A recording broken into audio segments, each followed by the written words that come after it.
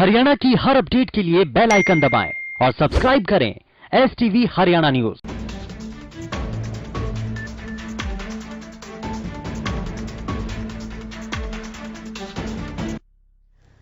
स्वागत है आपका। मैं हूं नंदिनी मिश्रा, आपके साथ रुक करेंगे इस वक्त की सबसे बड़ी खबर का। आपको बता दें, बड़ौदा उपचुनाव को लेकर सीएम मनोहर लाल ने हुंकार भरी है बड़ौदा उपचुनाव में, और आज भी ताबड़तोड़ रैलियां कर रहे हैं सीएम। कांग्रेस पर जमकर बरसे हैं सीएम मनोहर लाल। कांग्रेस पार्टी पर जमकर निशाना साधा है। कांग्रेस ने देश को तोड़ने का काम किया है। सीएम मनोहर लाल ने कांग्रेस पार्टी पर निशाना साधा और कहा कि कांग्रेस ने अंग्रेजों की नीतियों को अपनाया है, देश को तोड़ने का काम किया है। कांग्रेस ने जात पात को फैलाया है, जात पात का जहर फैलाया है। उन्होंने कहा कि योगेश्वर ने देश के लिए मेडल जीता है। योगेश्वर दत्त के लिए वोट मांगते नजर आए सीएम। जीत के बाद बड़ौदा का विकास होगा। सीएम ने बड़ौदा की जनता से अपील की है, मुझे भरोसा है कि ये चुनाव विकास पर होगा और बड़ौदा में योगेश्वर दत्त को जिताएंगे तो इस क्षेत्र का विकास होगा। एससी समाज के लिए मुख्यमंत्री ने कहा कि बहुत से काम किए गए हैं प्रदेश के अंदर। तो आज बड़ौदा उपचुनाव में ताबड़तोड़ रैलियां कर रहे हैं सीएम और कांग्रेस पार्टी पर जमकर हमला बोल रहे हैं। कांग्रेस पर जमकर बरसे हैं सीएम मनोहर लाल। कांग्रेस ने देश को तोड़ने का काम किया है, अंग्रेजों की नीति को कांग्रेस पार्टी ने अपनाया है। और सीएम ने कहा कि कांग्रेस पार्टी जात पात का जहर समाज में घोलती है।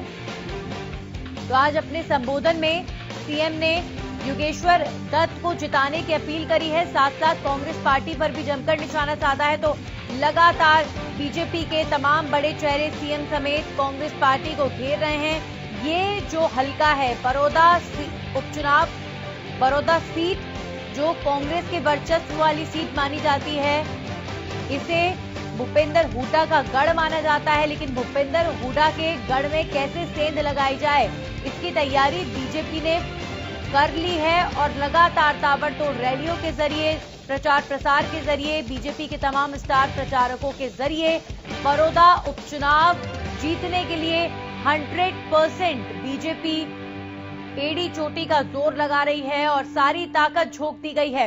अब ज्यादा दिन नहीं बचे हैं प्रचार प्रसार के लिए, सिर्फ एक दिन का वक्त और है। और यही बड़ी वजह है कि बीजेपी के तमाम दिग्गज नेता, सीएम से लेकर बीजेपी के प्रदेश अध्यक्ष, सब बड़ौदा हलके में योगेश्वर दत्त के लिए लगे हुए हैं। योगेश्वर दत्त को जिताने की अपील कर रहे हैं। कई ऐसे मुद्दे, कई ऐसी चुनौतियां आई, फिर चाहे कृषि कानून को लेकर किसानों की नाराजगी हो या फिर कांग्रेस के वर्चस्व वाले इस गढ़ से कांग्रेस को हटाने के प्रयास हो, इन सब चुनौतियों के बीच में सीएम ने कई बड़ी बड़ी बातें भी कही हैं और राजनीति छोड़ने तक की बात कर दी सीएम ने कि अगर एमएसपी नहीं मिलेगी तो राजनीति तक छोड़ दूंगा। तो इतनी बड़ी बड़ी बातें जब कही तो अब कहीं ना कहीं इस किले की हवा जो है वो कुछ बदलती हुई नजर आ रही है। अब तक यही कहा जा रहा था कि ये भूपेंद्र हुड्डा का गढ़ है और भूपेंद्र हुड्डा कुछ इस तरह यहाँ पर प्रचार प्रसार कर रहे हैं मानो वो खुद चुनाव लड़ रहे हो। लेकिन यहाँ भूपेंद्र हुड्डा के गढ़ में क्या बीजेपी सेंध लगा पाती है और मुख्यमंत्री से लेकर तमाम दिग्गजों की कोशिशें क्या रंग लाती हैं, ये देखना दिलचस्प होगा। तो मुख्यमंत्री के बयानों को आपने सुना और चलिए अब रुक करते हैं इस वक्त की एक और बड़ी खबर का। बड़ौदा में डिप्टी सीएम दुष्यंत चौटाला की भी दहाड़ सुनने को मिली। योगेश्वर दत्त को जिताने की अपील दुष्यंत चौटाला ने करी और कांग्रेस और भूपेंद्र हुड्डा पर जमकर बरसे दुष्यंत चौटाला। उन्होंने कहा था कि हुड्डा कहते हैं चाबी और स्टीयरिंग उनके हाथ में है, ऐसा है तो आखिरी वक्त में उम्मीदवार क्यों बदला गया। दुष्यंत चौटाला ने कहा कि जिसके हाथ में स्टीयरिंग है उसे बिहार में भेज दिया, आखिरी समय में शैलजा ने उम्मीदवार बदला। ये सब सवाल खड़े किए दुष्यंत चौटाला ने कांग्रेस पार्टी को लेकर। उन्होंने कहा चुनाव के बाद वो गद्दी भी सोनिया गांधी छीन लेंगी। बड़ौदा में डिप्टी सीएम दुष्यंत चौटाला ने भी कांग्रेस पर जमकर निशाना साधा है और भूपेंद्र हुड्डा को आड़े हाथों लिया। दुष्यंत चौटाला ने कहा कि भूपेंद्र हुड्डा कहते हैं चाबी स्टीयरिंग सब उनके हाथ में, तो फिर आखिरी पल में उम्मीदवार क्यों बदला। यानी सीधे तौर पर दुष्यंत चौटाला ये कहने की कोशिश करते हुए नजर आए कि जो कैंडिडेट है, कैंडिडेट चुनाव में कांग्रेस पार्टी के अंदर भूपेंद्र हुड्डा की नहीं चली। तो लगातार प्रहार कांग्रेस पार्टी पर किया जा रहा है। बड़ौदा के अंदर बीजेपी जेजेपी अपने संयुक्त कैंडिडेट योगेश्वर दत्त के लिए लगातार ताबड़तोड़ रैलियां कर रहे हैं। तमाम बड़े चेहरे, दिग्गज नेता, सीएम से लेकर डिप्टी सीएम तक सब लगे हुए हैं, प्रचार प्रसार कर रहे हैं। अब देखते हैं कि इन तमाम रैलियों का, इस मेहनत का क्या असर इस चुनाव पर होता है। इस खबर पर हमारे साथ सुनील जिंदल जुड़ चुके हैं। सुनील, जितनी आक्रामकता दिखाई जा रही है सीएम की ओर से, डिप्टी सीएम की ओर से, मुख्य तौर पर मैं यहाँ पहले सीएम का जिक्र करूंगी कि कांग्रेस पार्टी पर जमकर हमला किया है और कांग्रेस पार्टी पर प्रहार करते करते सीएम ने भूपेंद्र हुड्डा को भी जमकर घेरा है। तो अब ये जो पूरी स्ट्रैटेजी नजर आ रही है, सीधे तौर पर अब कांग्रेस को घेर रही है बीजेपी, अपना कॉम्पिटिटर भी कांग्रेस को ही समझ रही है और कांग्रेस के गढ़ में कांग्रेस को हिलाने की कोशिश लगातार की जा रही है।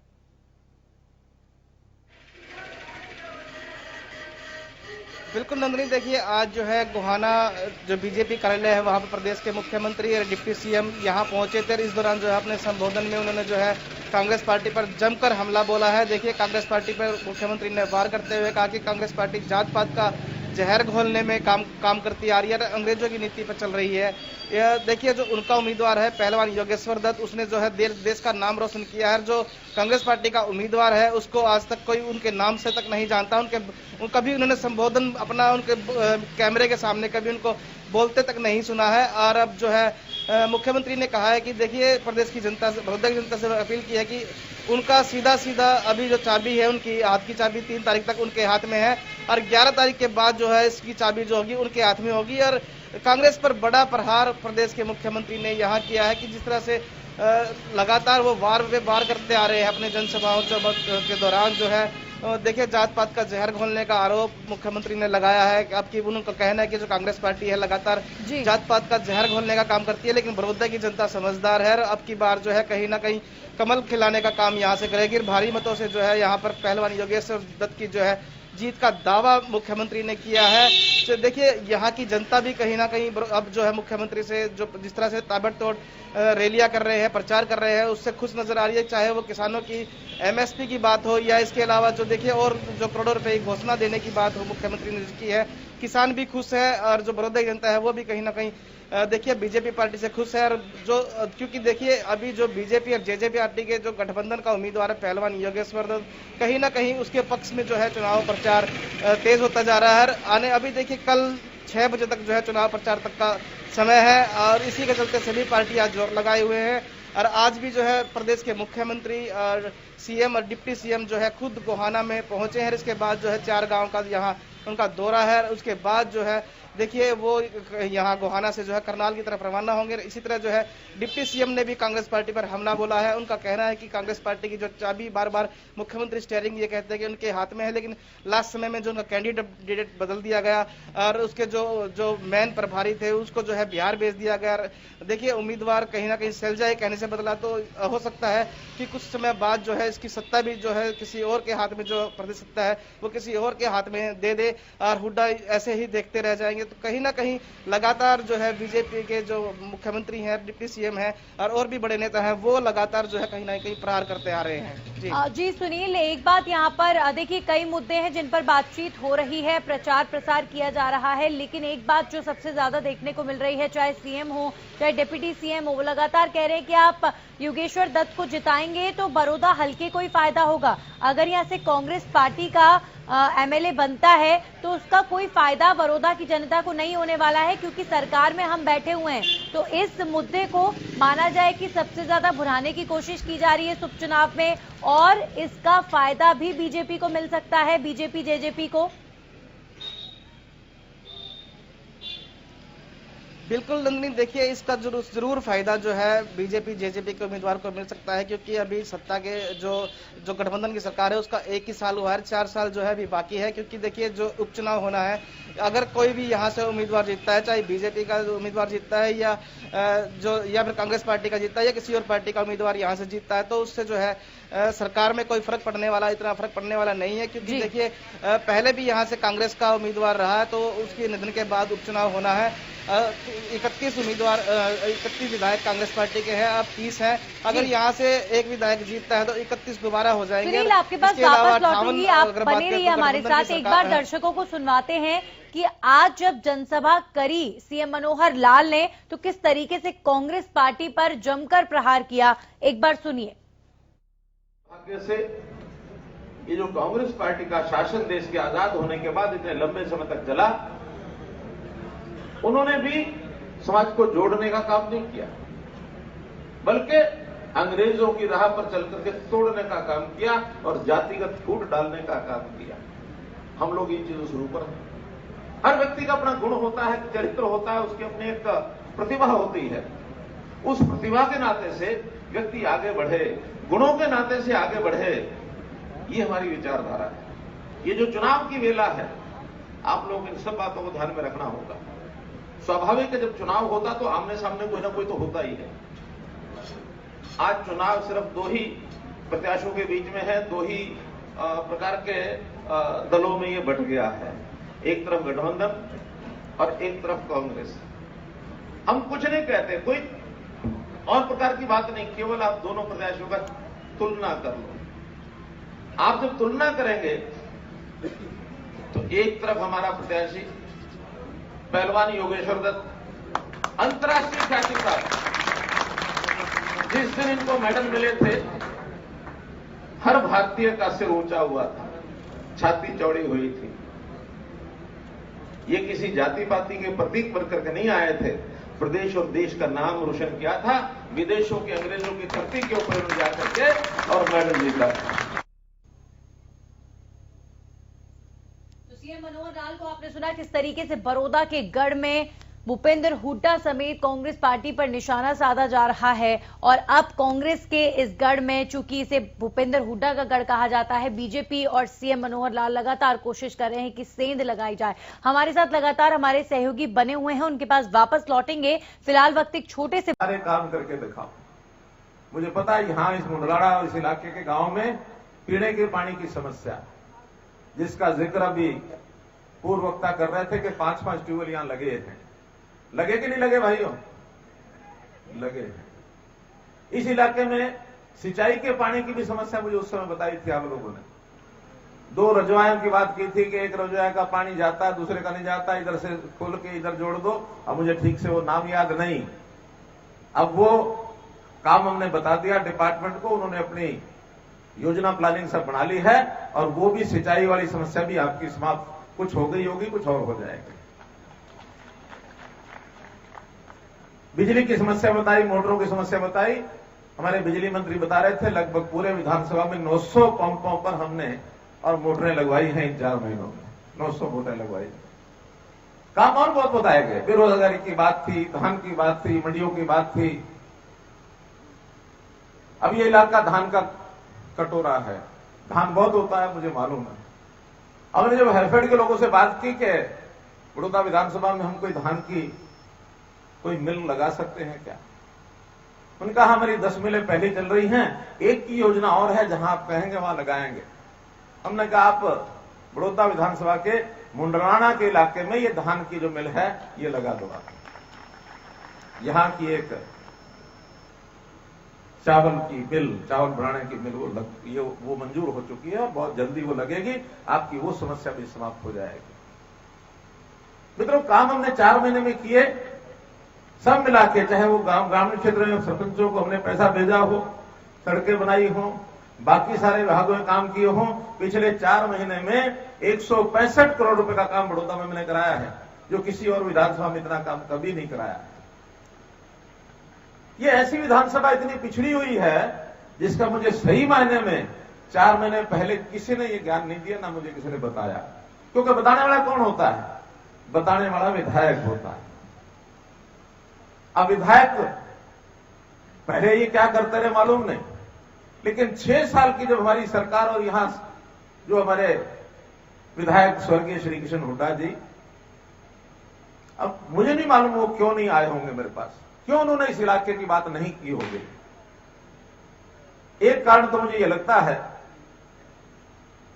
कि भूपेंद्र सिंह हुड्डा वो कहते मेरी तो विधानसभा कलोई है और मैं ग्वांड की विधानसभा बड़ौदा का भी मैं ही मालिक हूं। वो समझते थे वो जाके बताएंगे। अब जो कि वो पहले मुख्यमंत्री रहे हैं, हालांकि प्रोटोकॉल में तो मुख्यमंत्री ऊपर होता है, पूर्व मुख्यमंत्री उसके बाद आता है, उनको अपने इलाके की जानकारियां बतानी चाहिए। लेकिन भूपेंद्र हुड्डा ने ना तो कभी आज तक कलोई की बात बताई और ना कभी बड़ौदा की आके बात बताई, क्योंकि उनको कई शर्म आती होगी। मैं बड़ा आदमी हूं, मुख्यमंत्री रहा हुआ हूं, मैं जाके क्यों बताऊं, नाक नीची होती होगी, पता नहीं क्या सोच करके कभी नहीं बताया। और यही हमारे श्री कृष्ण हुड्डा की बहुत सीधे सरल आदमी थे, लेकिन जवान उनके मुंह में भी नहीं थी, जाके कभी 6 साल में कोई बात आके बताई हो।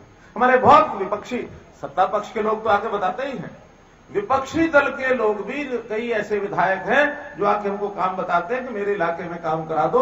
बहुत विधायकों के मैं नाम भी बता सकता हूं कि जो कांग्रेस के विधायक आज भी आते हैं मेरे पास, उनके काम कराते हैं।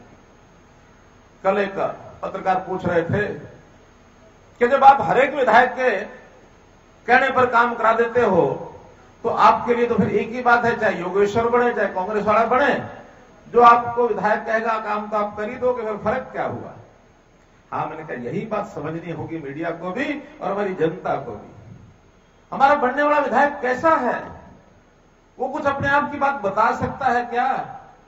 उसके मुंह में जबान है, उसके मन में कोई विचार है, उसके दिमाग में कोई उत्तेजना है, जोश है कि नहीं अपने इलाके के लिए? अब ये तुलना आपने करनी है। एक तरफ तो योगेंद्र दत्त पहलवान और एक तरफ कौन, क्या नाम है, भालू तो सबको पता, दूसरा नाम असली तो याद ही नहीं आता, इंदुराज।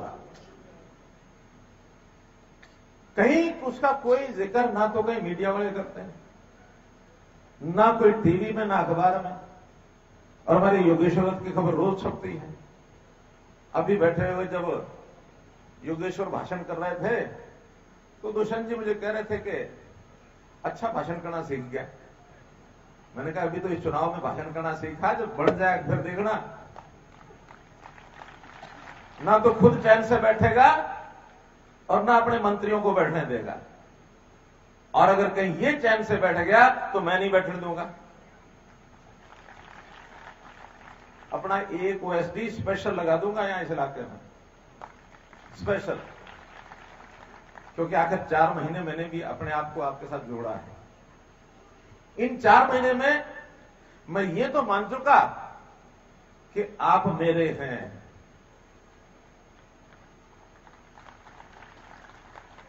लेकिन मैं आपका हूं कि नहीं हूं ये आपको तय करना है। और इसका रिजल्ट मैं आपका हूं कि नहीं हूं ये आपने 10 तारीख को जब रिजल्ट आएगा तब पता लगेगा।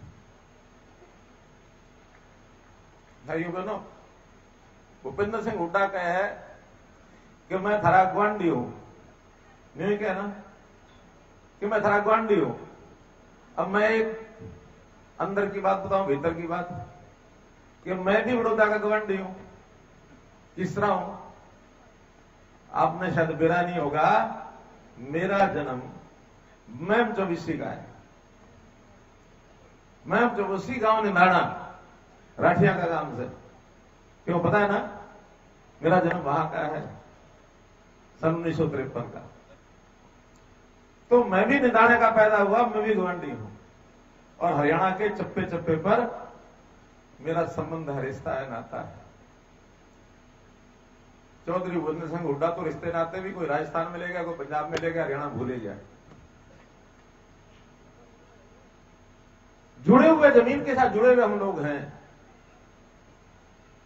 किसने खेता के बेरा हल चला रखा है, प्राप्त बनियानी गांव में खेती है, अपने हाथ से खेता में सब्जी तोड़ के मंडी में लेके जाया करता, रोहतक में साइकिल पे ला दे।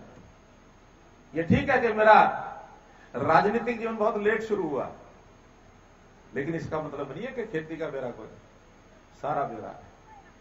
आज तो ट्रैक्टर आ गए, सारे धान और सारी गेहूं हम मशीना तक गाड़न लग गए।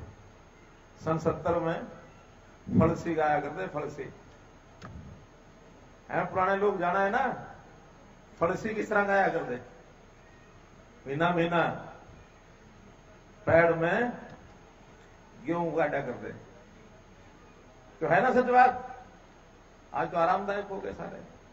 तो भाइयों, इन विषयों पर छोड़ दो। इस हरियाणा के किसान का भला जितना हम कर सकते हैं, कांग्रेस कभी सोच ही नहीं सकती। हरियाणा के किसानों को जब शुरू में 5 साल 6 साल पहले आए, तो यहां जो खराबा हुआ, ओले पड़ गए। अक्टूबर में हम आए थे और फरवरी में बरसात शुरू हुई, फरवरी में मार्च में खूब बरसात हुई। उस पहले साल में इस सारे नुकसान का मुआवजा हमने 1 महीने के अंदर अंदर ये सारा किसानों को दिया था, और लगातार 6 साल में आज 4800 करोड़ रुपया मुआवजा दे चुके हैं किसानों को। प्रधानमंत्री फसल बीमा योजना की अलग कहानी है, जो कांग्रेस 3 साल तक सोचती रह गई, कभी नहीं लेके आई प्रधानमंत्री फसल बीमा योजना। हम लेके आए। आज प्रधानमंत्री फसल बीमा योजना के माध्यम से 20,000, 25,000, 28,000 रुपया पैसा मिलता है।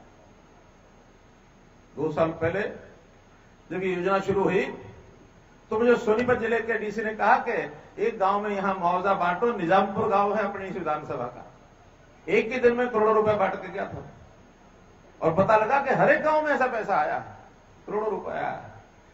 किसान के नुकसान का कभी उसको चिंता नहीं करनी पड़ेगी, उसका घर आकर के मुआवजा हम देंगे। ये हमने शुरू में किया। एमएसपी बढ़ाई, और ये कांग्रेस के झूठे जो सिस्टम है, इसको आप समझो।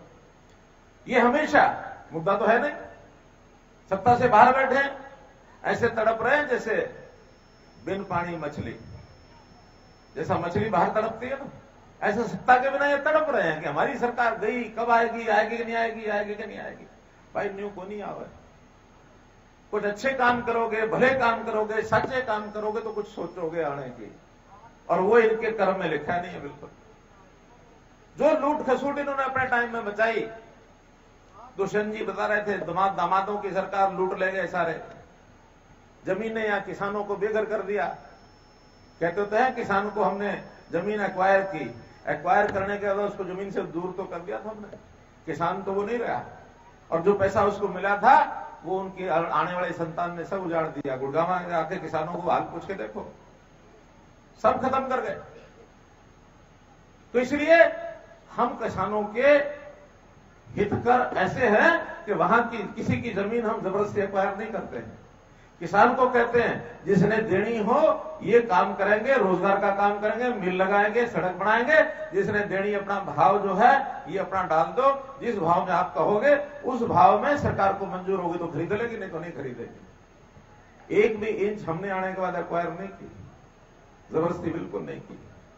लेकिन जमीनें हमें मिल रही हैं, सड़कों के लिए बहुत जमीनें हमें मिली हैं, इंडस्ट्री एरिया के बहुत जमीनें मिली हैं, सेक्टर बढ़ाने के लिए जमीनें मिली हैं। अब आपके यहाँ आईएमटी खुलेगी, कथुरा के लोगों ने कल कहा कि 2000 एकड़ हमारी, सारे गांव तैयार बैठे हैं कि हमारे यहाँ आईएमटी खोलो, हम जमीन देते हैं। तो इसलिए हम काम वो करेंगे जो आपसी रजामंदी का है। लेकिन ये कांग्रेस हमेशा जो भी कोई नया काम किया, चाहे देश के प्रधानमंत्री ने किया, चाहे हमने किया, डराते रहे हमेशा कि खून खराबा हो जाएगा, ये हो जाएगा, वो हो जाएगा। कश्मीर में 370 इसको हटाने की जब बात कही तो कांग्रेस ने बहुत डराया कि कश्मीर से अगर 370 हट गई तो खून खराबा हो जाएगा। आज पूरा 1 साल हो गया 370 हटे हुए, कोई खून खराबा हुआ भाइयों? कोई खून खराबा हुआ? हमारे सैनिकों की जान, इतनी कीमती जान, वो वहां जाकर न्यौछावर शहीद हो जाते थे। इस साल भर में बहुत शांति है। घटनाएं अभी भी होती हैं कोई कोई, लेकिन जितनी पहले होती थी उतनी नहीं होती। सुरक्षित हो गया सब कुछ, वहां के लोग सुरक्षित हो गए, हमारे सैनिक सुरक्षित हो गए। सिटीजन अमेंडमेंट एक्ट का दिल्ली में इन्होंने शोर मचाया खूब। जो जरा अखबारें पढ़ते हैं उनको पता होगा सीसीए एक्ट शाहीन बाग में अंदर कैसे शोर मचाया। देश में पता नहीं क्या हो जाएगा। ये हुआ दिखाते हैं भूत प्रेत कि पता नहीं क्या हो जाएगा। और वही हाल अब इन्होंने अब किया कि जो 3 कानून बने हैं कृषि को लेकर, खेती को लेकर, कितना डराया इन्होंने। किसान लुट जाएगा, किसान का मंडियां खत्म हो जाएंगी, एमएसपी नहीं रहेगी। अब 10-5 दिन जो भोले बड़े किसान होते थोड़ी संख्या में, ज्यादा नहीं, वो बहक जाते हैं। कहीं धरना देना, कहीं बंद लगाना, कहीं ये करना वो करना। 15 दिनों ने किया। 15 दिन बाद हम निकले फील्ड में, हमने जाके बताया किसानों का ये तो बात ही कुछ और है। और अब 1 महीना हो गया प्रोक्योरमेंट होते हुए, कोई मंडी खत्म हुई? बताइए, कोई मंडी खत्म हुई? बताओ ना, हां ना करके। नहीं खत्म हुई। एमएसपी खत्म हुआ? नहीं हुआ ना। बल्कि बाजरा, जहां जहां बाजरा होता है वहां उसके परचेज सेंटर ने बढ़ाया। धान के रेट की बात आई, करने लगे 1509 नहीं बिकता। हमने कहा भले एफसीआई नहीं खरीदे, हमारी एजेंसी 1509 सारे का सारा खरीदेंगे, एमएसपी पर कम नहीं होने देंगे किसी को, 1509 पूरा खरीदेंगे। और जहां तक एमएसपी खत्म करने की बात है, ये बहकाते हैं किसानों को कि एमएसपी खत्म हो जाएगी। मैंने कहा एमएसपी खत्म अगर होने की करने की किसी ने बात की तो मनोहर लाल राजनीति छोड़ देगा, एमएसपी खत्म नहीं होने देगा। क्यों खत्म होगी एमएसपी? किसान के लिए तो हमने 2 रास्ते बढ़ाए हैं, एक मंडी का और एक प्राइवेट परचेज का। जहां ज्यादा पैसा मिलेगा वहां किसान चला जाएगा। हमारी तो सरकारी एजेंसियों की लिमिट है कि एमएसपी पर खरीदेंगे। बाहर तभी जाएगा जब उसको कीमत कम मिलेगा कि ज्यादा मिलेगा? जब बताओ ज्यादा मिलेगा तब जाएगा। अगर वहां कम होगा तो फिर मंडी में आएगा। एमएसपी पर खरीद हमको करनी ही करनी है, और वो भारत सरकार की एक जरूरत भी है। क्या जरूरत है? ये जो राशन की दुकान पर राशन बढ़ता है, 1 रुपया किलो, 2 रुपया किलो में कितना राशन बढ़ता है कि नहीं? अगर खरीद नहीं करेंगे तो वहां राशन कहां से आएगा? वो राशन सप्लाई करने के लिए भारत सरकार को खरीद करनी ही करनी है, ये जरूरी है उसके लिए।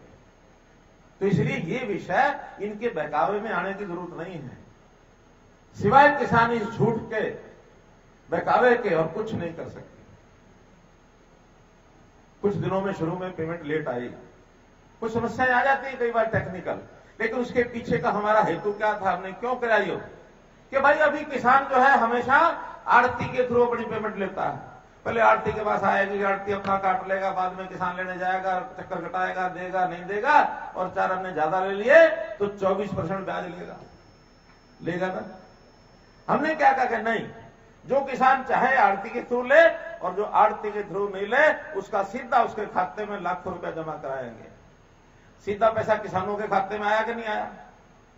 जिनके खाते में आया जरा बताओ। इतने सारे किसानों के खाते में सीधा पैसा आया, सीधा आपके पास है, आप मालिक हो उस पैसे के। इसके बाद आने के बाद किसी को दो, आड़ती को दो, अपने रिश्तेदार को दो, अपने कोई काम, खेती के काम को आगे खर्चा करना उसमें करो, कोई बिजनेस करना है, कोई मकान बनाना है, कोई ब्याह करना, कुछ भी करो, ये पैसा किसान का है। आड़ती तो बीच में ऐसे हाथ में अपना काबू कर रखा था। तो ये सारे भले के काम किसानों के कर रहे हैं। विकास के काम के लिए मैंने आपको बता दिया, सारी बातें गिना दी हमारे पूर्व वक्ताओं ने। जितने वायदे किए हैं सारे के सारे 11 तारीख के बाद सब चल पड़ेंगे, सीधे रास्ते चल पड़ेंगे।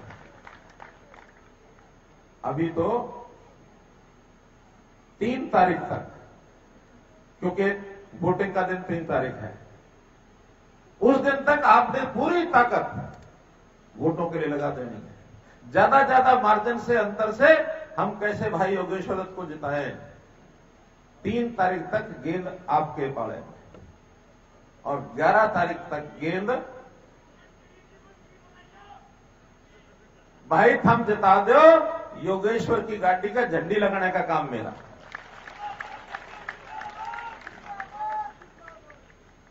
थम अपना काम कर दो। मैंने बताया गेंद 3 तारीख तक थारे पाले में, और 11 तारीख के बाद गेंद किसके पाले में? किसके पाले में? हमारे पाले में। ठीक है, इतनी बात का ध्यान रखो। और ये जो गांव हैं, जैसे 3 गांव लठवाड़ा के बताए, और इसके अलावा जो बाकी लोग रहते हैं आसपास, जो भी हमारे समाज के लोग रहते हैं, दूसरे समाजों के लोग रहते हैं, सब मिल करके आज राष्ट्रीय एकता दिवस के दिन अपनी एकता दिखा करके हम जो है ज्यादा मतों से जिताएं अपने भाई योगेश्वर दत्त पहलवान को। आपका बहुत बहुत धन्यवाद, बहुत बहुत आभार।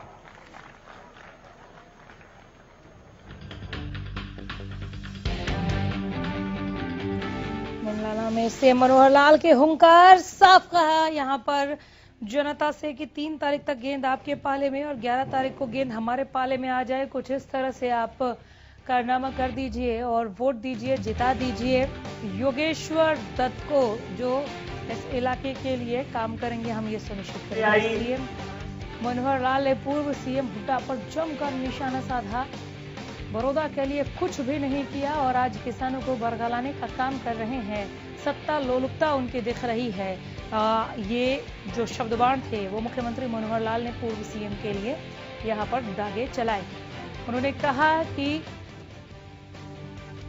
सत्ता में वापसी होगी कि नहीं होगी, इसे लेकर बिन पानी मछली की तरह तड़प रहे हैं भूपेंद्र हुड्डा और इसलिए वो कृषि कानूनों पर किसानों को भरमाने का, बरगलाने का काम कर रहे हैं। योगेश्वर दत्त के पक्ष में मुंडलाना में वोट अपील कर रहे थे मुख्यमंत्री मनोहर लाल, जिन्होंने ये कहा, बार बार कहा, 3 तारीख तक गेंद आपके पाले में है, जिता दीजिए योगेश्वर को। उसके बाद 11 तारीख को गेंद जब हमारे पाले में होगी तो यहाँ पर विकास की बयार बहेगी। हमारा विधायक बनते ही बाकी समस्याओं को हम दूर करेंगे। सीएम ने पूर्व सीएम हुड्डा पर एक के बाद एक कई बार किए, कांग्रेस पर बेहद हमलावर दिखे यहाँ पर मुख्यमंत्री मनोहर लाल। साफ कहा कि हुड्डा ने बड़ौदा के लिए कुछ नहीं किया और आज बड़ी बड़ी बातें कर रहे हैं।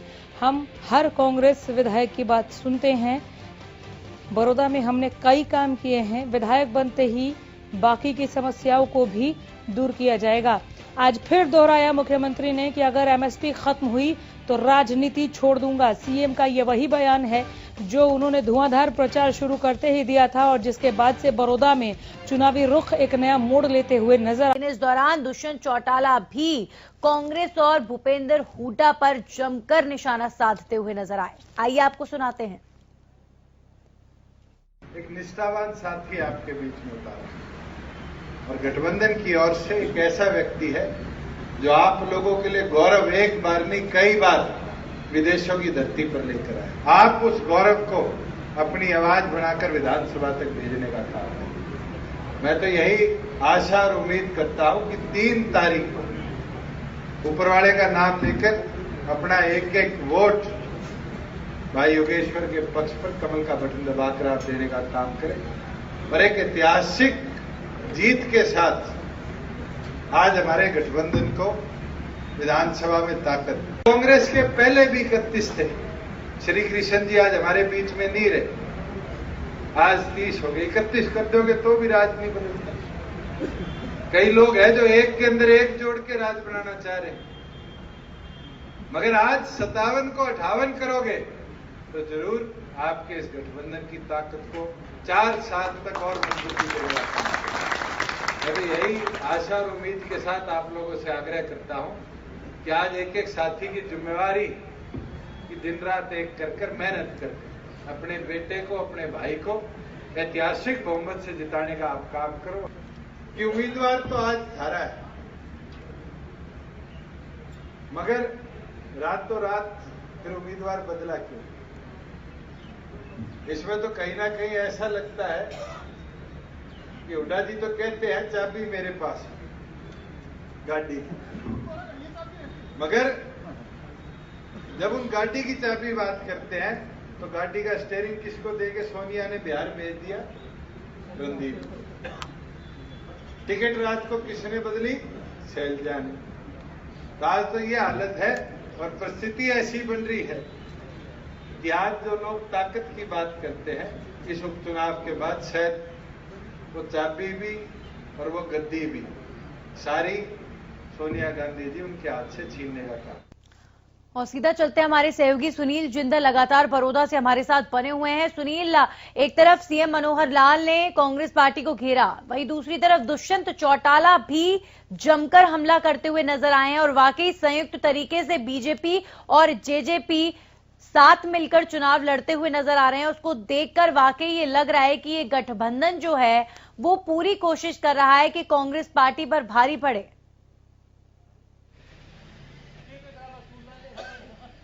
बिल्कुल नंदनी, देखिए प्रदेश में गठबंधन की सरकार है और बड़ौदा उपचुनाव भी जो है गठबंधन के उस पर लड़ा जा रहा है और कोई कसर यहाँ गठबंधन की तरफ से नहीं छोड़ी जा रही है, क्योंकि देखिए लगातार पिछले 2 दिन से जो है प्रदेश के मुख्यमंत्री और डिप्टी सीएम प्रचार कर रहे हैं, बड़ौदा हल्के के गांव-गांव जा रहे हैं, प्रचार कर रहे हैं, पार्टी का प्रचार कर रहे हैं।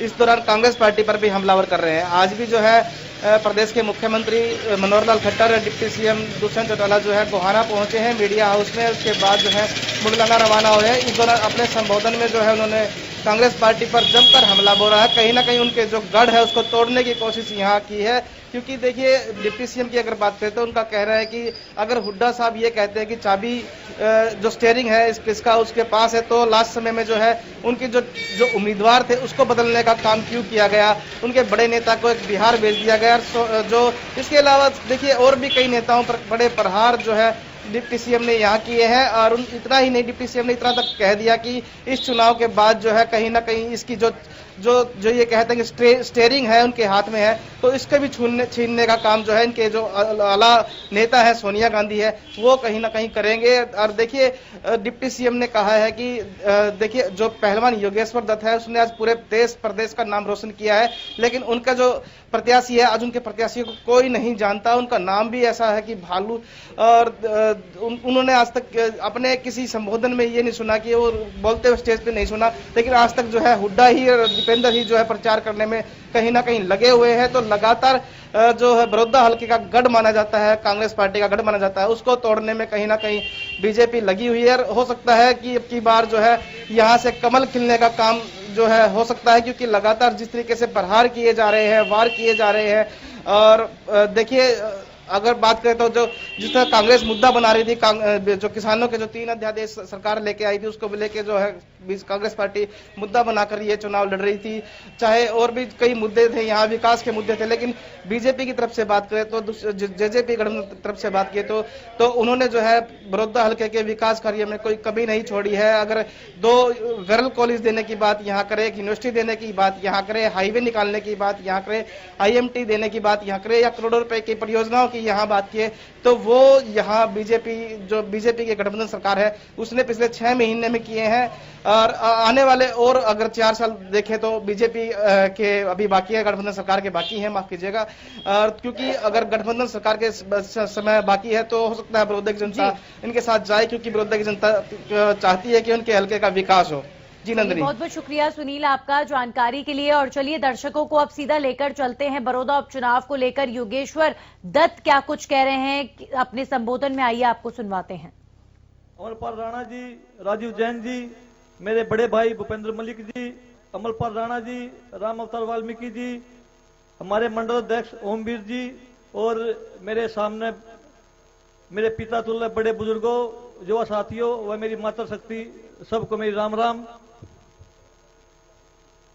आज आपके सामने आपका बेटा खड़ा है और 3 तारीख में वोटिंग होनी है, और बीजेपी जेजेपी का मैं साझा उम्मीदवार हूं।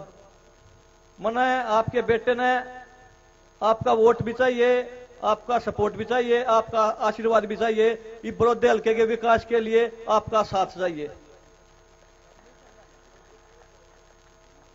बड़ौदा हल्के में आप अभी 2 कॉलेज मुख्यमंत्री उप मुख्यमंत्री जी ने दिए हैं, जनता बटाना यूनिवर्सिटी बनाई है, IMT आई है, 2 राइस मिल आए हैं, और इस गांव में जो पहले एक भी ट्यूबवेल नहीं था, 5 ट्यूबवेल पीने के पानी, ये 5 डीप ट्यूबवेल इस 1 साल में हमारी सरकार ने, गठबंधन सरकार ने दिए हैं। आप 10 साल कांग्रेस के राज में देख लो, कोई विकास होया होता है, आप हमारे इस साल में आप विकास देख सको हो। हर जगह हम आपके साथ रहे हैं, आपके कंधे कंधा मिला कर चले हैं, और आगे भी मैं अपना विश्वास दिवाऊं हूं, हमेशा आपके आगे रहूंगा, आपका बेटा हूं, आपका भाई हूं। मैं चाहूं कि यहाँ पर हमारे जो छोटे भाई हैं, हमारे बेटे हो, बेटी हो, भाई बहन है, वो खेल में होता है ओलंपिक चैंपियन, वर्ल्ड चैंपियन बने। अगर शिक्षा में पढ़ाई में अच्छे IPS IAS डॉक्टर इंजीनियरिंग बने। हमारी सोच बड़ौदा की तरक्की की है, बड़ौदा को आगे ले जाने की है। विपक्ष की सोच है कि बड़ौदा यहीं रोक दो, बस वोट लेते रहो। और इस बार बड़ौदा के भाग्य विधाता आप हो, यहाँ के अर्जुन भी आप हो, यहाँ के कृष्ण भी आप हो। 3 तारीख ने जो अर्जुन ने मछली की आंख दिखाई थी, बस आपने कमल का निशान दिखना चाहिए, बंद ना दो, आप विजय बना दो। मैं आपका ज्यादा समय नहीं लूंगा, बस आपका बेटा आपका आशीर्वाद लेना आया है। केसी बांगड़ जी ने, मेरे बड़े भाई भूपेंद्र जी ने और मैंने आपके आगे जोड़ी फैलाई है। जोड़ी फैलाने के साथ साथ आज पूरी गठबंधन सरकार आपके आगे नतमस्तक है, आपका आशीर्वाद लेने आई हुई है। आप अपना दोनों हाथ उठा के आशीर्वाद दे दो अपने बेटे को, इस गठबंधन को। आपका बहुत बहुत धन्यवाद। और उम्मीद करता हूं मैं कि इस बार यहां से 20-25 हजार तक गठबंधन जीतेगा और ये सत्ता की जीत होगी, ये काम की जीत होगी, विकास की जीत होगी। आपका बहुत बहुत धन्यवाद। जय हिंद, जय भारत। बहुत बहुत धन्यवाद बड़ौदा हल्का के भावी विधायक योगेश्वर दत्त जी, जो आपने इतनी सादगी के साथ तमाम मुडलाना ग्राम के वासियों से अपने लिए वोट की अपील की। और आप सभी ग्रामवासियों ने भी भाई योगेश्वर दत्त जी को दोनों हाथ उठाकर जो आश्वासन दिया है, इसके लिए आप सभी का भी बहुत बहुत धन्यवाद। अब जिन पलों का आप सभी को इंतजार था, वो घड़ियां बहुत नजदीक आती हुई, अब मैं निवेदन करता हूं युवाओं के प्रेरणा स्रोत, इस हरियाणा की नई तकदीर और तस्वीर लिखने वाले किसान और मजदूर के मसीहा, मेरे आदर्श हरियाणा सरकार उप मुख्यमंत्री श्री दुष्यंत चौटाला जी, वो आए और इस सभा को संबोधित करें। श्री दुष्यंत चौटाला जी जब तक मंच तक आते हैं, तब तक एक बार आप दोनों हाथ उठाकर जोरदार नारे लगवाने का काम करें। जननायक ताऊ देवीलाल अमर रहे, जब तक सूरज चांद रहेगा। भाजपा जज्बा गठबंधन जिंदाबाद, भाई दुष्यंत चौटाला जिंदाबाद। श्री दुष्यंत चौटाला जी। बहुत ही आदर व सम्मान के योग मुलाना गांव की इस पावन धरा पर मौजूद प्रदेश के मुख्यमंत्री मनोहर लाल जी, कृषि मंत्री जेपी दलाल जी, हमारे बीच में मौजूद जननायक जनता पार्टी के राष्ट्रीय वरिष्ठ उपाध्यक्ष डॉक्टर केसी बांगड़ जी, हमारे बीच में राज्यसभा के सांसद जांगड़ा जी, हमारे विधायक जो आज मंच पर मौजूद हैं, आपके प्रभारी इस जोन के देवेंद्र बबली जी, ढांडा जी,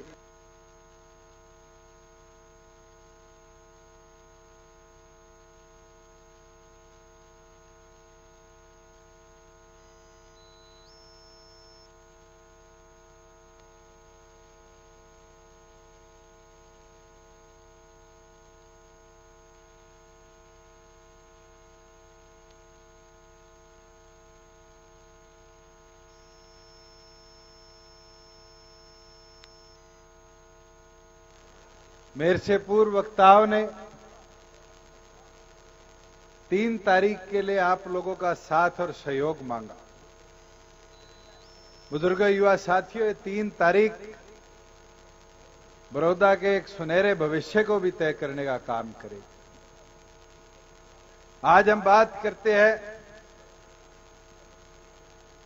कांग्रेस में बैठे लोगों की, जो आपके बीच में आके मारा थारा करते हैं। 10 कांग्रेस का शासन हरियाणा प्रदेश में रहा। 10 साल के अंदर एक ही हाईवे को छोड़ के सोनीपत जिले को क्या देने का काम भूपेंद्र हुड्डा ने किया। आज कलोई हल्के के साथ वाले लगते गांव से जब सड़क बड़ौदा हल्के में आती है तो 2 लेन से 1 लेन हो जाती है। ऐसे लगता है इंडिया से पाकिस्तान में घुस गई। बुजुर्ग युवा साथियों, आज आपके बीच में आकर कहते हैं विकास तो मैंने कराया। मैं तो आपके माध्यम से कहता हूं, अभी तो 100 घंटे हैं, विकास का हिसाब तो मांग लो। 10 साल में कोई एक कॉलेज खोला हो, कोई आपके यहां पर सड़कों का निर्माण कार्य करा हो, कहीं आपके बीच में कोई स्पोर्ट्स हब बनाया हो। मैं देख रहा था कि बारी बारी ये दिखाया जा रहा है कि हमने स्पोर्ट्स का लिए भला किया। मैं तो आपसे पूछता हूं, अगर स्पोर्ट्स के अंदर उन लोगों ने खिलाड़ियों का भला किया तो फिर सोनीपत जिले के अंदर स्पोर्ट्स यूनिवर्सिटी का निर्माण उनके राज में नहीं हो। आज उनका कैंडिडेट कहता है मेरे पिता समान, मेरे भाई समान बाबू बेटो, कहता है नहीं कहता? और भाषण में भी कहता है मेरी पहुंच तो इन तक है। मैं तो एक चीज मुलाना वासियों से पूछना चाहता हूं, अगर वैसा विधायक बन गया तो फिर आपकी पहुंच चंडीगढ़ तक नहीं छोड़ेगा, फिर आपकी पहुंच तो रोहतक का के गांधी चौक हेड के है डी पार्क तक, फिर तो आपकी पहुंच डी पार्क तक रह जाएगी। पर वही बुजुर्गों, युवा साथियों, अगर योगेश्वर जीतता है तो आप खुद सोचो देश का कितनी बार नाम रोशन करने का काम किया। आज इस युवा साथी की पहुंच तो राष्ट्रपति भवन तक है, प्रधानमंत्री के दफ्तर है, हरियाणा विधानसभा तक पहुंच आप बनाने का काम करोगे। अगर आपकी कोई समस्या होगी तो फिर उसका निपटारा कौन करवा के लाएगा? योगेश्वर करवा के लाएगा। मैं तो आपसे विनती प्रार्थना इतनी करूंगा कि आज वो लोग जो कहते हैं थारा हूं, उनसे दो चीज पूछ लो। किसान हितैषी अगर था तो 10 साल जब राज रहा तो क्यों किसान की 73,000 एकड़ जमीन को एक्वायर कर कर प्राइवेट बिल्डरों के हाथ में देने का काम किया? और प्राइवेट बिल्डर भी मोटे मोटे कौन? एक सोनिया का दामाद, एक खुद का दामाद। आज उनको तो करोड़पति बना दिया और हमारे किसान की रीढ़ की हड्डी तोड़ने का काम किया। बुजुर्गों, युवा साथियों, एक और भी था रोहतक का, उसका नाम था पोपट। जानते होगे बड़ौदा वाले तो किस तरीके से काम किया करते थे। क्या ऐसे व्यक्ति लाके बिठाने हैं जिनके पास काम जाओ तो कहेंगे फलाने के पास जाओ, फलाने के पास जाओ। आज अगर काम कराने हैं, बड़ौदा का विकास कराना है, मैं तो 1 साल की बात कर सकता हूं। मेरे से कल एक पत्रकार साथी पूछने लग गया क्या किया आपकी सरकार ने? मैं कहा हमारी सरकार ने 1 साल में 42 करोड़ की तो सड़कें बनवा दी बड़ौदा में, और कोविड काल में बनवा दी। 65 करोड़ 67 करोड़ शायद पंचायतों में हमने दे दिए, 2 कॉलेज दे दिए, स्टेडियम दे दिए, और तो और आपके जनता स्कूल और कॉलेज वालों की एक साझली मांग थी कि हमारे यहां पर यूनिवर्सिटी बनाने का काम किया जाए। हमारी सरकार ने प्राथमिक तौर पर उसको भी मंजूरी देने का काम किया। उन बाबू बेटों से पूछो तो सही कि वो 10 साल का हिसाब दे दे, और 10 साल में अगर हमारे 1 साल के बराबर भी काम कराया हो तो वो अपने कैंडिडेट के लिए वोट मांगने का काम करे। मैं तो आपको इतना बोलूंगा कि आज प्रदेश की उन्नति और विकास के लिए आपके मत के अधिकार का इस्तेमाल करने का काम करें। डॉक्टर साहब मेरे से पूर्व बोल रहे थे कि लोग सत्ता परिवर्तन की बात कर रहे हैं इस बाई इलेक्शन से। ये पत्रकार साथी बैठे हैं, इनको याद होगा 27 अक्टूबर को सरकार बनी थी, और मुझे याद है भूपेंद्र सिंह हुड्डा और पार्टियों के और दलों के लोग कहने लगे 1 महीना नहीं चलेगी, फिर कहने लगे 100 दिन में सरकार गिर जाएगी, 6 महीने में सरकार गिर जाएगी। आज बताओ, ईमानदारी के साथ हरियाणा के विकास के हित के अंदर आज पूरा 1 साल मजबूती से ना किया, और जो लोग नंबर का खेल बताए बिना कह रहे हैं राज पलट जाएगा। मैं तो हैरान था कि ये तक बयान दे दिया एक विधायक दल ने, एक विधायक का दल है कि अगर बड़ौदा जीतते हैं तो हम सरकार पलट देंगे। 2 विधायकों से सरकार कब से पलटने लगी? कांग्रेस कह रही है सरकार पलट देंगे। उन कांग्रेसियों से पूछने का काम करो कि पहले भी तो 31 थे, श्री कृष्ण हुड्डा जी तो हमारे बीच में अप्रैल तक थे, तब नहीं सरकार पलट पाया। आज परमात्मा ने अपने पास उन्हें बुला लिया। आज इस उपचुनाव के अंदर 30 के फिर 31 हो जाएंगे तो भी 15 विधायक और चाहिए होंगे। सरकार कैसे पलटेगी? बुजुर्गों, युवा साथियों, अगर बड़ौदा का विकास अगले 4 साल चाहते हैं तो मेरी विनती प्रार्थना आपसे है, ईमानदारी के साथ अपना एक एक वोट इस गठबंधन के साझे उम्मीदवार भाई योगेश्वर के पक्ष में डालने का काम करो और जितने ज्यादा मार्जिन से जिताओगे, ये वादा हमारा है, बड़ौदा के अंदर विकास केवल मात्र जैसे डॉक्टर बांगड़ कह रहे थे IMT आएगा, फैक्ट्री आएगी, केवल मात्र फैक्ट्रियों तक सीमित नहीं, इंडस्ट्री एक विकास का तरीका है। आज हमें कृषि मंत्री हमारे बीच बैठे हैं, वो बता रहे थे एग्री इंडस्ट्री भी आपके बीच में लाने का काम करेंगे। एजुकेशन के अंदर भी आप लोगों को और तकनीक के साथ नए इंस्टीट्यूट देने का काम करेंगे और साथ ही साथ जो आपके यहाँ के कई गांव की समस्या है, चाहे वो पानी की हो, चाहे वो सड़कों की हो, उसको भी बढ़िया तरीके से विकास के पथ पर ले जाने का काम करेंगे। मैं तो यही आग्रह प्रार्थना आपसे करूंगा कि गठबंधन के हमारे साझे उम्मीदवार भाई योगेश्वर के पक्ष में अपना एक एक वोट 3 तारीख को भगवान का नाम लेकर, और एक चीज जरूर भगवान के नाम से याद आ गया, बड़ौदे का इतिहास भी है, विधायक भगवान के नाम पे चुन के भेजते हैं। जितने रहे हैं कहीं ना कहीं कोई भगवान के नाम का स्वरूप लेकर बैठे, और कांग्रेस वाला तो भगवान का नाम नहीं है, बालू,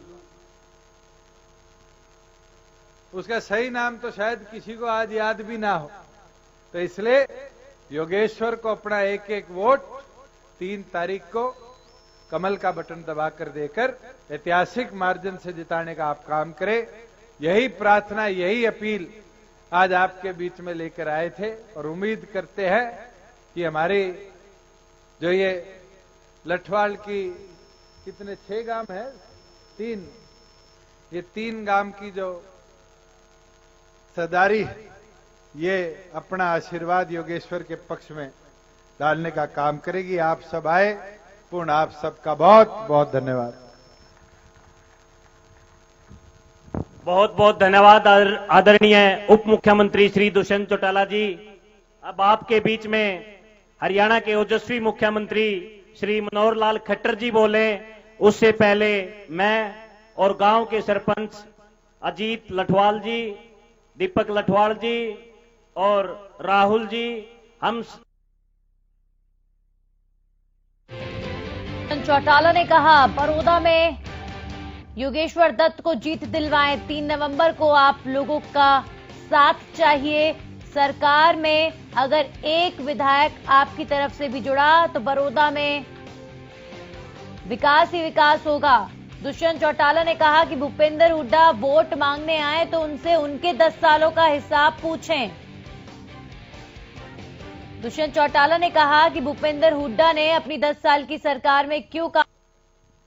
अब मैं निवेदन करता हूं ओजस्वी मुख्यमंत्री जी आए और अपने विचार हम सभी के सामने प्रस्तुत करें।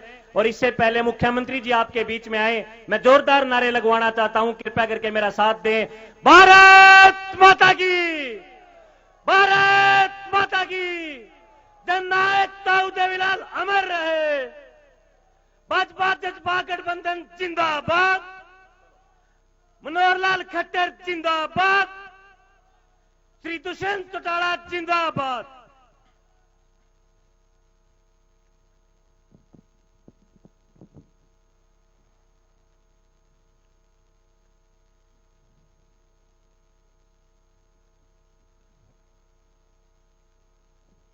भाइयों ने क्या करें, हरियाणा हंगे का सुनिए ना कहावत, हरियाणा हंगे का और हंगा लठाड़िया का, हंगा लठाड़िया का। तो आज जो ये लठाड़िया का गांव है, लठवालों का गांव, तो हंगे वालों का गांव है। इस भूमि को मैं नमन करता हूं।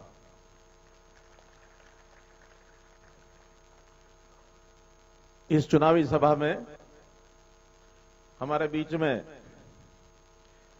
हमारे प्रदेश के उप मुख्यमंत्री श्री दुष्यंत चौटाला जी, कैबिनेट में हमारे साथी कृषि मंत्री श्री जेपी दलाल जी, मेंबर पार्लियामेंट हमारे श्री रामचंद्र जांगड़ा जी,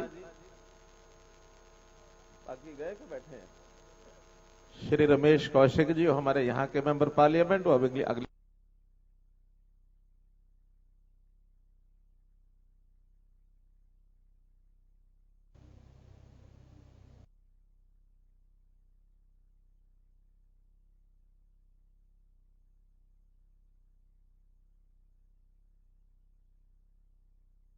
सभा में चले गए। अरविंद शर्मा जी रोहतक के हमारे विधायक, हमारे कई बैठे हैं, सभी विधायकगण, सभी पूर्व विधायकगण, पूर्व सांसदगण बहुत हैं, सभी हमारे दोनों पार्टियों के, इसमें डॉक्टर केसी नेतागण हैं और हमारे सबसे महत्वपूर्ण नाम आज का, जिनको हम सब सुन भी रहे हैं, हम सबको संबोधित भी करना है और हम सबको उनके साथ विधायक हमारे कई बैठे हैं, विधायक सभी पूर्व विधायकगण, माटी में जन्म न केवल दोनों पार्टियों के देश का भी नाम ऊंचा किया, हमारे नेतागण किया और अंतर्राष्ट्रीय ख्याति प्राप्त सबसे महत्वपूर्ण नाम आज का, जिनको हम रहे हैं।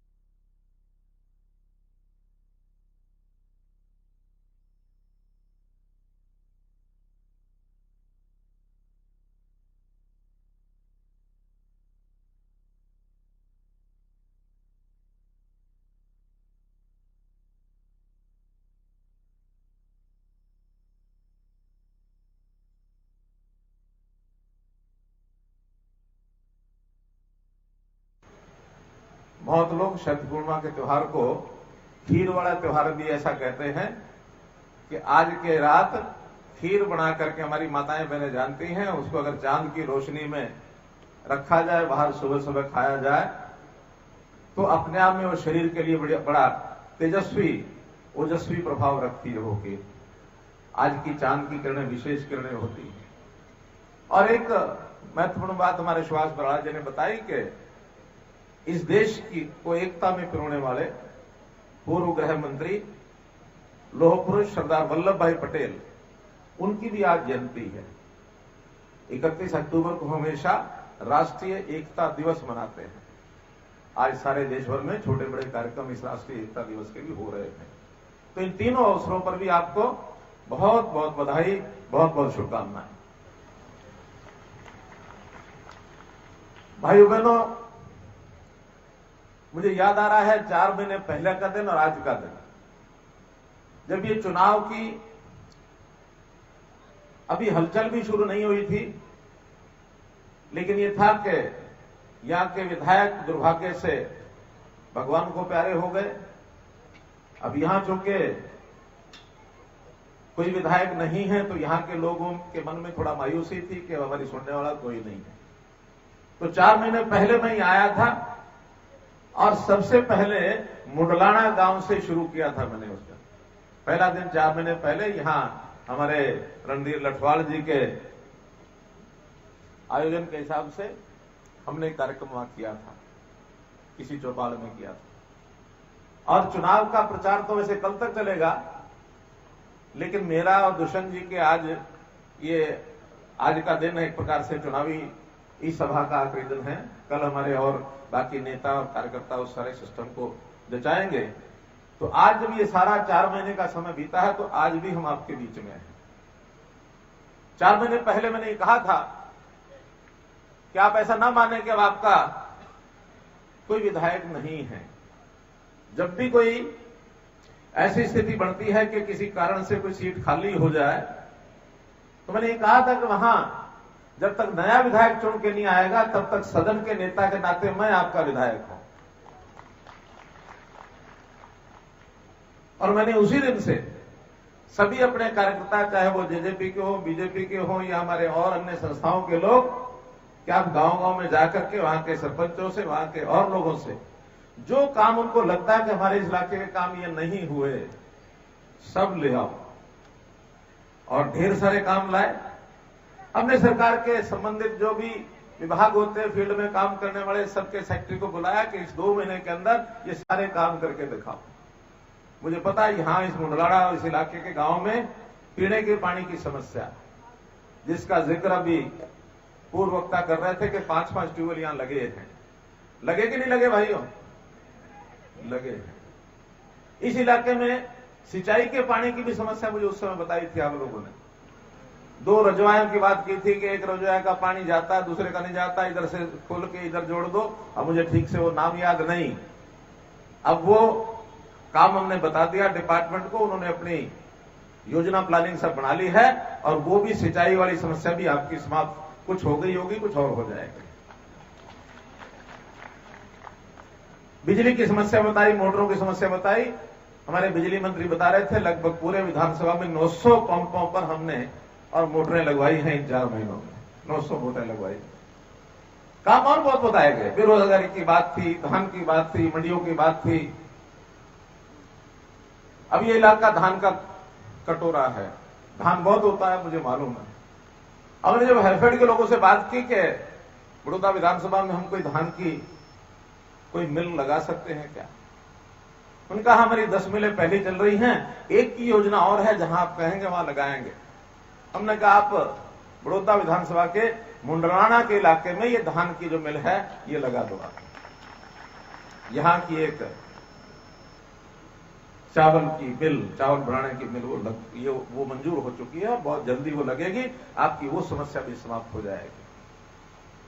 मित्रों, काम हमने 4 महीने में किए, सब मिला के, चाहे वो ग्रामीण क्षेत्र में सरपंचों को हमने पैसा भेजा हो, सड़कें बनाई हो, बाकी सारे विभागों में काम किए हो। पिछले 4 महीने में 165 करोड़ रुपए का काम बड़ौदा में मैंने कराया है, जो किसी और विधानसभा में इतना काम कभी नहीं कराया है। ये ऐसी विधानसभा इतनी पिछड़ी हुई है जिसका मुझे सही मायने में 4 महीने पहले किसी ने ये ज्ञान नहीं दिया, ना मुझे किसी ने बताया। क्योंकि बताने वाला कौन होता है? बताने वाला विधायक होता है। अब विधायक पहले ये क्या करते रहे मालूम नहीं, लेकिन 6 साल की जब हमारी सरकार और यहां जो हमारे विधायक स्वर्गीय श्री कृष्ण हुड्डा जी, अब मुझे नहीं मालूम वो क्यों नहीं आए होंगे मेरे पास, क्यों उन्होंने इस इलाके की बात नहीं की होगी। एक कारण तो मुझे यह लगता है कि भूपेंद्र सिंह हुड्डा वो कहते हैं मेरी तो विधानसभा कलोई है और मैं ग्वांड की विधानसभा बड़ौदा का भी मैं ही मालिक हूं। वो समझते थे वो जाके बताएंगे। अब जो कि वो पहले मुख्यमंत्री रहे हैं, हालांकि प्रोटोकॉल में तो मुख्यमंत्री ऊपर होता है, पूर्व मुख्यमंत्री उसके बाद आता है, उनको अपने इलाके की जानकारियां बतानी चाहिए। लेकिन भूपेंद्र हुड्डा ने ना तो कभी आज तक लोही की बात बताई और ना कभी बड़ौदा की आगे बात बताई, क्योंकि उनको कई शर्म आती होगी। मैं बड़ा आदमी हूं, मुख्यमंत्री रहा हुआ हूं, मैं जाके क्यों बताऊं, नाक नीची होती होगी, पता नहीं क्या सोच करके कभी नहीं बताया। और यही हमारे श्री कृष्ण हुड्डा की बहुत सीधे सरल आदमी थे, लेकिन जवान उनके मुंह में भी नहीं थे, जाके कभी 6 साल में कोई बात आके बताई हो। हमारे बहुत विपक्षी, सत्ता पक्ष के लोग तो आके बताते ही हैं, विपक्षी दल के लोग भी कई ऐसे विधायक हैं जो आके हमको काम बताते हैं कि मेरे इलाके में काम करा दो। बहुत विधायकों के मैं नाम भी बता सकता हूं कि जो कांग्रेस के विधायक आज भी आते हैं मेरे पास, उनके काम कराते हैं। कल एक पत्रकार पूछ रहे थे कि जब आप हर एक विधायक के कहने पर काम करा देते हो तो आपके लिए तो फिर एक ही बात है, चाहे योगेश्वर बने चाहे कांग्रेस वाला बने, जो आपको विधायक कहेगा काम तो आप कर ही दोगे, फिर फर्क क्या हुआ। हाँ, मैंने कहा यही बात समझनी होगी मीडिया को भी और हमारी जनता को भी। हमारा बनने वाला विधायक कैसा है, वो कुछ अपने आप की बात बता सकता है क्या? उसके मुंह में जबान है, उसके मन में कोई विचार है, उसके दिमाग में कोई उत्तेजना है, जोश है कि नहीं अपने इलाके के लिए। अब ये तुलना आपने करनी है। एक तरफ तो योगेंद्र दत्त पहलवान और एक तरफ कौन, क्या नाम है, भालू तो सबको पता, दूसरा नाम असली तो याद नहीं आता, इंदुराज। कहीं उसका कोई जिक्र ना तो कहीं मीडिया वाले करते हैं, ना कोई टीवी में, ना अखबार में, और हमारे योगेश्वर दत्त की खबर रोज छपती है। अभी बैठे हुए जब योगेश्वर भाषण कर रहे थे तो दुष्यंत जी मुझे कह रहे थे कि अच्छा भाषण करना सीख गया। मैंने कहा अभी तो इस चुनाव में भाषण करना सीखा, जब बढ़ जाए फिर देखना, ना तो खुद चैन से बैठेगा और ना अपने मंत्रियों को बैठने देगा। और अगर कहीं ये चैन से बैठ गया तो मैं नहीं बैठने दूंगा। अपना एक ओएसडी स्पेशल लगा दूंगा यहां इस इलाके में, स्पेशल, क्योंकि आखिर 4 महीने मैंने भी अपने आप को आपके साथ जोड़ा है। इन 4 महीने में मैं ये तो मान चुका कि आप मेरे हैं।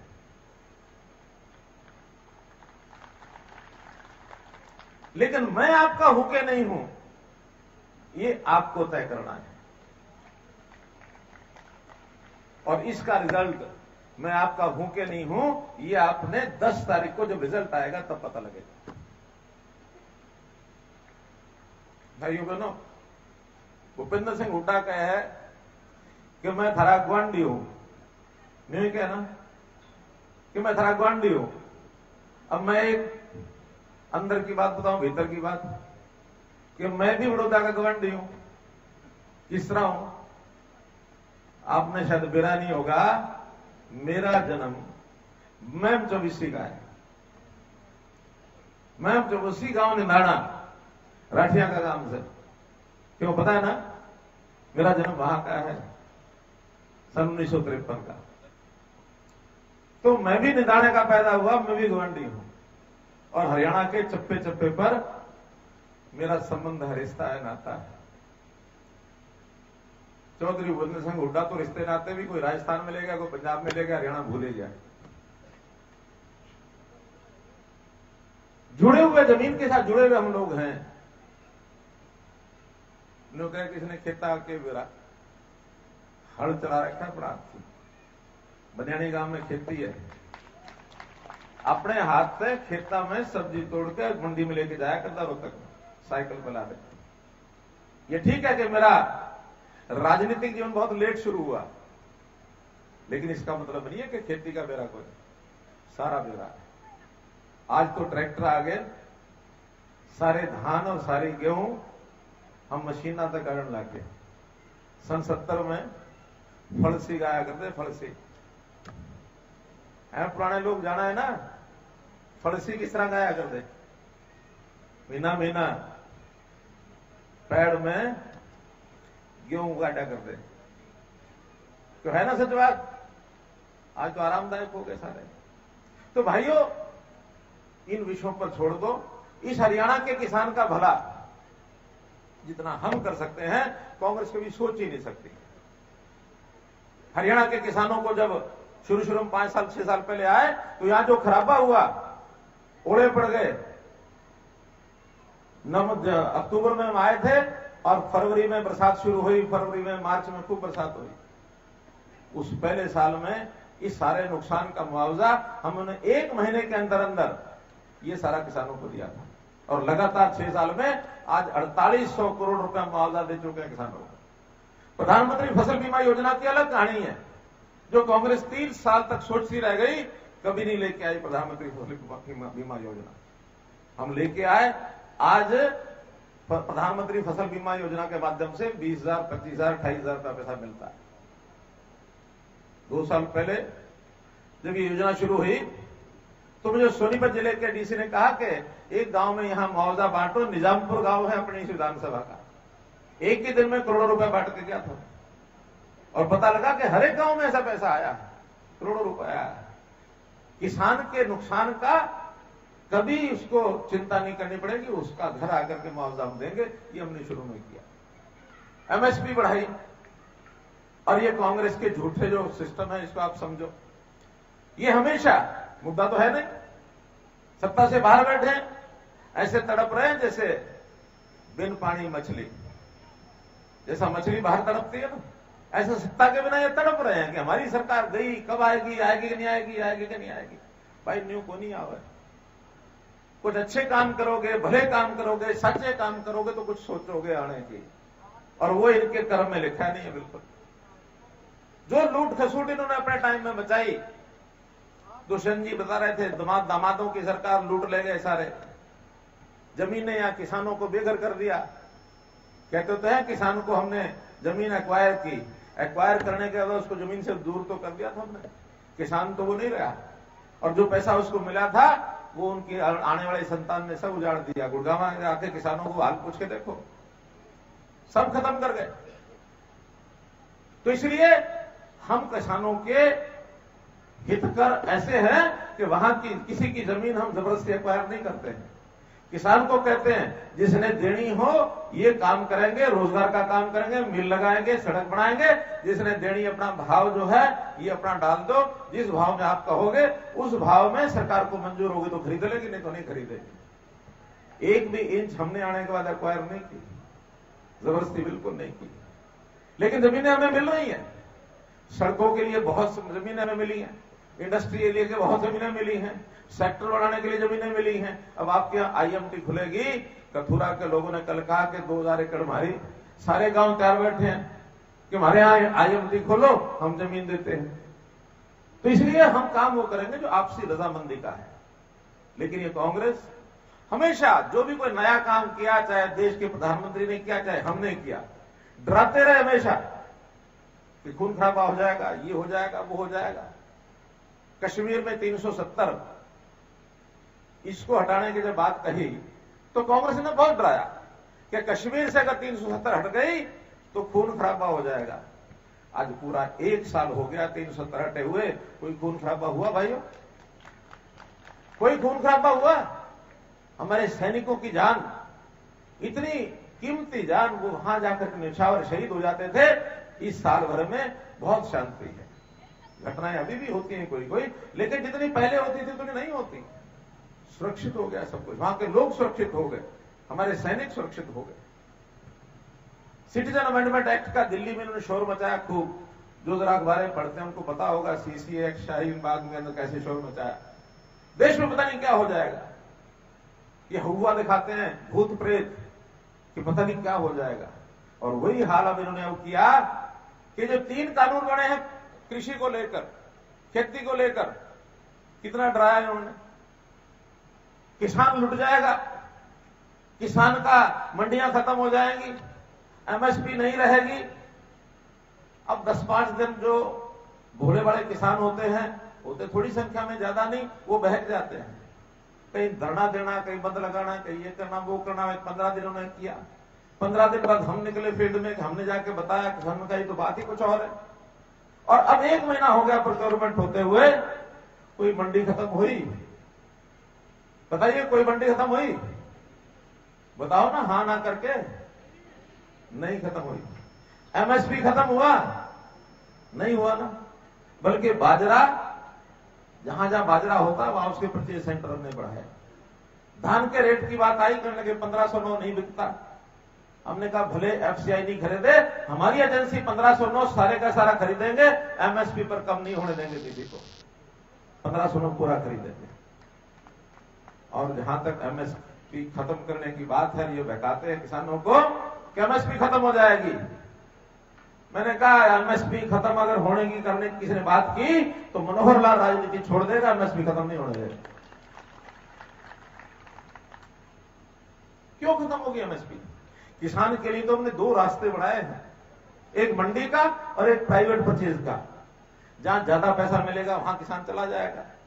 हमारी तो सरकारी एजेंसियों की लिमिट है कि एमएसपी पर खरीदेंगे। बाहर तभी जाएगा जब उसको कीमत कम मिलेगा कि ज्यादा मिलेगा? जब बताओ ज्यादा मिलेगा तब जाएगा। अगर वहां कम होगा तो फिर मंडी में आएगा। एमएसपी पर खरीद हमको करनी ही करनी है, और वो भारत सरकार की एक जरूरत भी है। क्या जरूरत है? ये जो राशन की दुकान पर राशन बंटता है, 1 रुपया किलो, 2 रुपया किलो में कितना राशन बंटता है नहीं? अगर खरीद नहीं करेंगे तो वहां राशन कहां से आएगा? वो राशन सप्लाई करने के लिए भारत सरकार को खरीद करनी ही करनी है, ये जरूरी है उसके लिए। तो इसलिए ये विषय इनके बहकावे में आने की जरूरत नहीं है। सिवाय किसान इस झूठ के, बहकावे के और कुछ नहीं कर सकते। कुछ दिनों में शुरू में पेमेंट लेट आई, कुछ समस्याएं आ जाती है कई बार टेक्निकल, लेकिन उसके पीछे का हमारा हेतु क्या था, हमने क्यों कराई हो कि भाई अभी किसान जो है हमेशा आड़ती के थ्रू अपनी पेमेंट लेता है।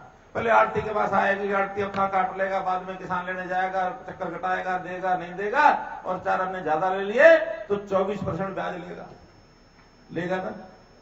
हमने क्या कहा कि नहीं, जो किसान चाहे आड़ती के थ्रू ले, और जो आड़ती के थ्रू नहीं ले उसका सीधा उसके खाते में लाखों रुपया जमा कराएंगे। सीधा पैसा किसानों के खाते में आया कि नहीं आया? जिनके खाते में आया जरा बताओ। इतने सारे किसानों के खाते में सीधा पैसा आया, सीधा आपके पास आया, आप मालिक हो उस पैसे के। इसके बाद आने के बाद किसी को दो, आड़ती को दो, अपने रिश्तेदार को दो, अपने कोई काम, खेती के काम को आगे खर्चा करना उसमें करो, कोई बिजनेस करना है, कोई मकान बनाना है, कोई ब्याह करना, कुछ भी करो, ये पैसा किसान का है। आड़ती तो बीच में ऐसे हाथ में अपना काबू कर रखा था। तो ये सारे भले के काम किसानों के कर रहे हैं। विकास के काम के लिए मैंने आपको बता दिया, सारी बातें गिना दी हमारे पूर्व वक्ताओं ने। जितने वायदे किए हैं सारे के सारे 11 तारीख के बाद सब चल पड़ेंगे, सीधे रास्ते चल पड़ेंगे। अभी तो 3 तारीख तक, क्योंकि वोटिंग का दिन 3 तारीख है, उस दिन तक आपने पूरी ताकत वोटों के लिए लगा देनी है। ज्यादा मार्जिन से, अंतर से हम कैसे भाई योगेश्वर दत्त को जिताएं। 3 तारीख तक गेंद आपके पाले में, और 11 तारीख तक गेंद भाई थम जिता दो, योगेश्वर की गाड़ी का झंडी लगाने का काम मेरा।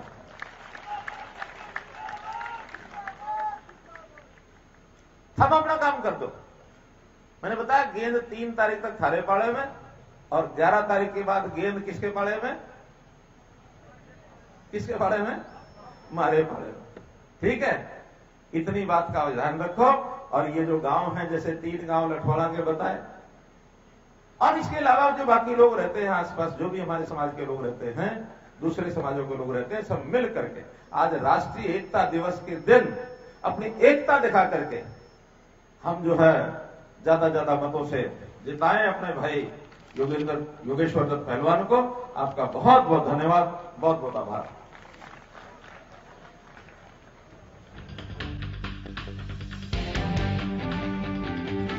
मंगलाना में सीएम मनोहर लाल के हुंकार, साफ कहा यहां पर जनता से कि 3 तारीख तक गेंद आपके पाले में और 11 तारीख को गेंद हमारे पाले में आ जाए। कुछ इस तरह से आप कारनामा कर दीजिए और वोट दीजिए, जिता दीजिए योगेश्वर दत्त को, जो इस इलाके के लिए काम करेंगे, हम ये सुनिश्चित करेंगे। सीएम मनोहर लाल ने पूर्व सीएम हुड्डा पर जमकर निशाना साधा, बड़ौदा के लिए कुछ भी नहीं किया और आज किसानों को बरगलाने का काम कर रहे हैं। सत्ता लोलुपता उनकी दिख रही है।